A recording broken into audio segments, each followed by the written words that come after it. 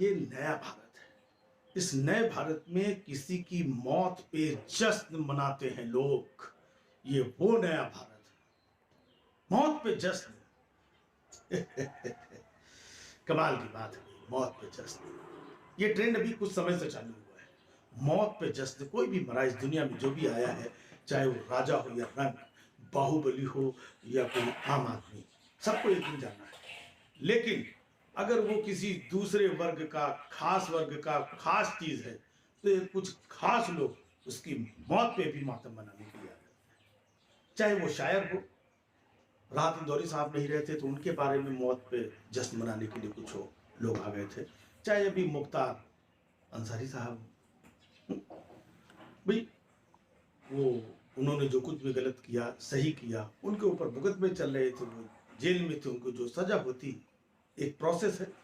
लेकिन ये लोग प्रोसेस जो खुदा का, ऊपर वाले का, ईश्वर का, भगवान का जो फैसला है उस पे भी ये लोग जश्न मनाते हैं। अगर किसी भगवान की कृपा से अगर कोई चला गया तो उस पे भी जश्न।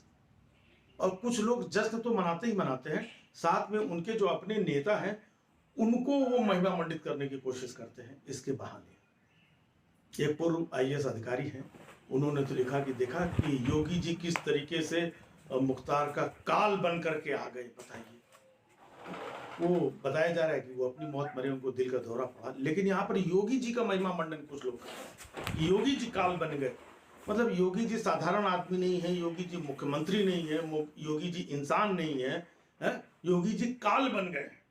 कभी योगी जी को भगवान बना देते हैं, कभी योगी जी को काल बना देते हैं, कभी योगी जी को परमात्मा बना देते हैं, कभी भी ये लोग कुछ भी बना देते हैं।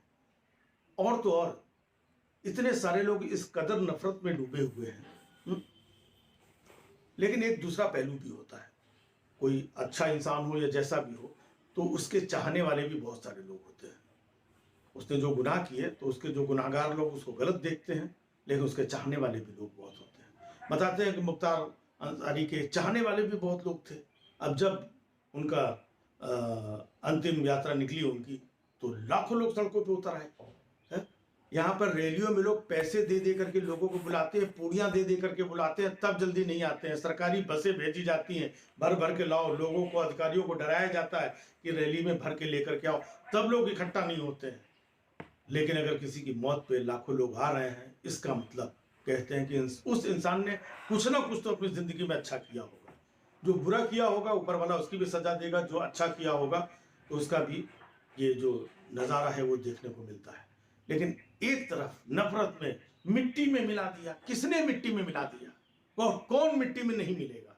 हर शख्स एक दिन मिट्टी में मिलेगा, लेकिन मिट्टी में मिला दिया मतलब ये लोग भगवान से, ईश्वर से, धर्म से, ऊपर वाले के निजाम से भी बड़े लोग हो गए हैं। मिट्टी में मिला दिया, काल बन करके आ गए।